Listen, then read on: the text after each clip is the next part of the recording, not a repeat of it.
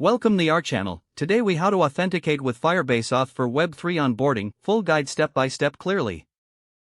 To authenticate with Firebase Auth for Web3 onboarding, start by setting up your Firebase project. Visit the Firebase console and create a new project. Navigate to the authentication section and enable the authentication methods you want to use. This usually includes email and password, as well as any social login options.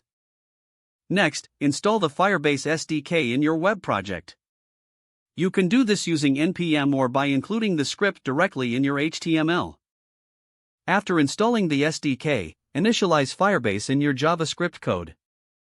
Use the configuration object provided in your Firebase console to set up the Firebase app. Now, set up a function to handle user registration.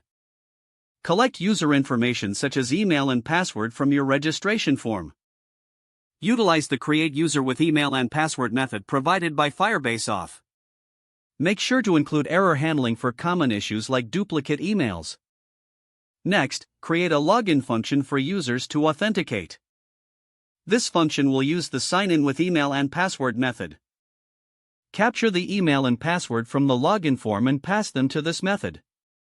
Monitor the authentication state of users by using onAuth state changed. This will help you manage user sessions and redirect them based on their authentication status. Next, integrate Web3 functionality into your application. Choose a Web3 provider, such as MetaMask, or others available in the ecosystem.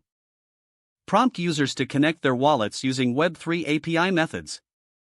Once connected, collect their wallet address to facilitate the onboarding process. Now, link the user's wallet with their Firebase account. You can do this by creating a custom token that includes the wallet address. Use Firebase's custom authentication feature to sign in the user with this token. Ensure the token is generated securely and matches your project's needs. After authentication, store the user's wallet address in the Firebase real-time database or Firestore. This allows for persistent data storage related to the user's account in your app. Finally, test the whole authentication flow. Don't forget to like this video and subscribe to our channel for more step-by-step tech guides.